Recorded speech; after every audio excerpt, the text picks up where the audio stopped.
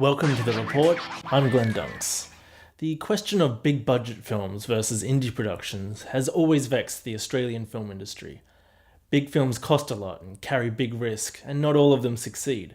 But little films, while less risky, often don't have enough punch to pull in cinema audiences.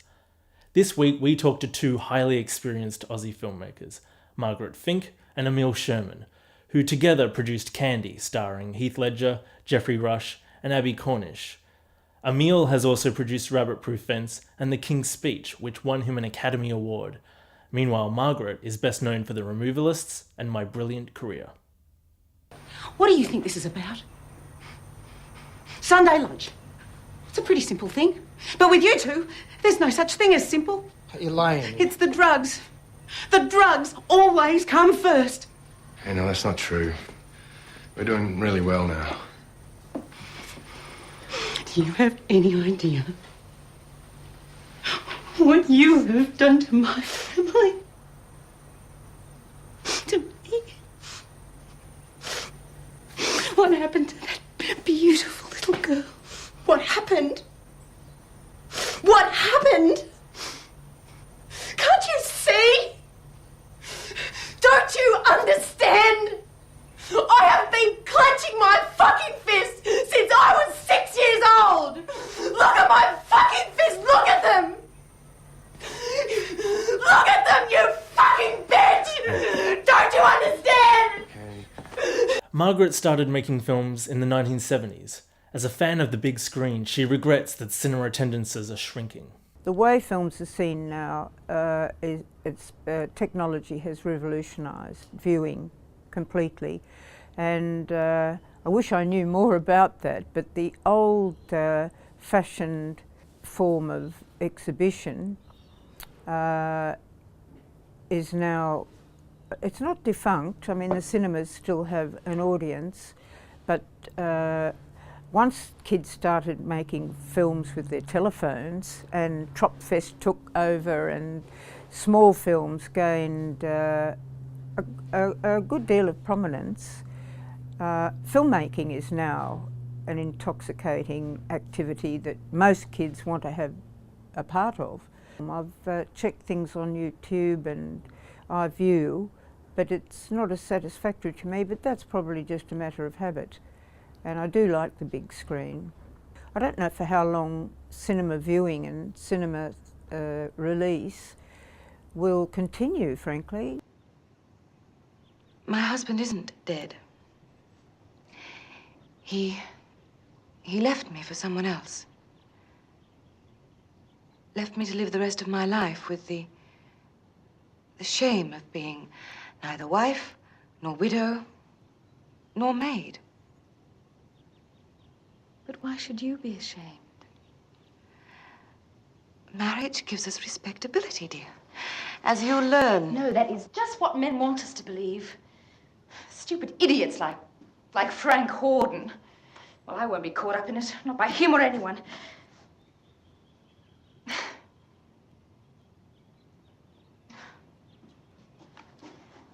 Aunt Helen, please. Please stop trying to marry me off. 15-year-old girls should see My Brilliant Career because, after all, its message is feminism. And that film is as valid, more valid today than it was even when I made it, and even more valid than when Miles wrote the book. So that is an example not only of, even though I made it, a very good film, but its message is invaluable and will be invaluable to young women. For Love Alone is a very overlooked film that Stephen Wallace directed and I produced from Christina Stead's novel. Now, Christina Stead is one of the great literary giants in the world, not just Australia, and that film should have a better chance of being seen, definitely. Emile Sherman, on the other hand, is still bullish about big screen releases, but cautions it is more and more for big budget, star-laden titles. I think that movies are sort of moving in two directions. You know, you need to be a theatrical film. You need to be of a certain size now, really make a lot of noise in the market, have a big hook, maybe a director with some heft and stars, and there's the level above which the sort of, I guess, the threshold to make a cinematic theatrical film has just gotten higher and higher. And if you're at that level, it's great. But there's a lot of great cinema that finds it really hard at cinemas at the moment. They find it hard to release theatrically. And they're often fantastic films. And I think the challenge is, how are those films going to find an audience? In here, it's better if we're equals.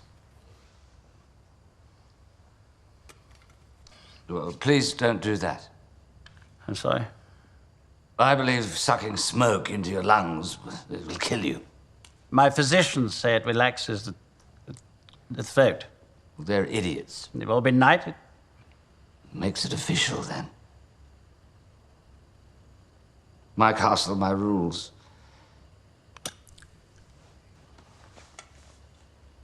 What was your earliest memory?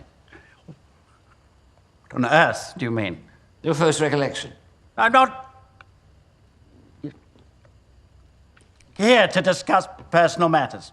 Well, why are you here, then? Because I bloody well stammer! Both Margaret and Emile are big supporters of the Ozflix platform and see it as a major opportunity to connect audiences with films that should have been more successful when first released. It's hard to predict how the landscape will sort of settle in the next few years, but no doubt streaming services and pay-per-view online is going to be a key part of the monetization of films, and the need to have windows crunching, the need to make sure that you can release a film theatrically, but you don't need to necessarily wait 4 months before you can access it on other services, I think is going to be stronger and stronger.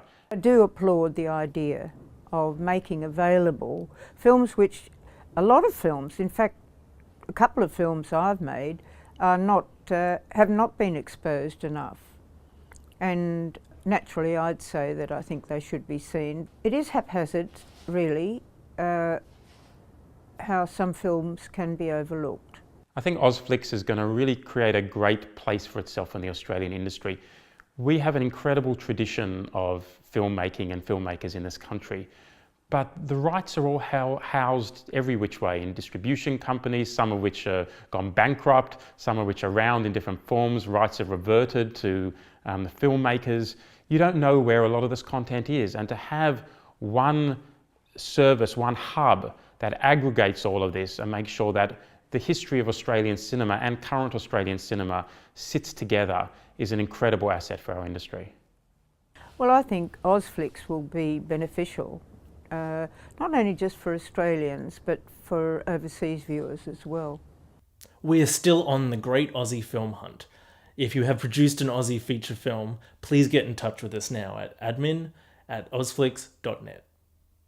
That's it for us this week.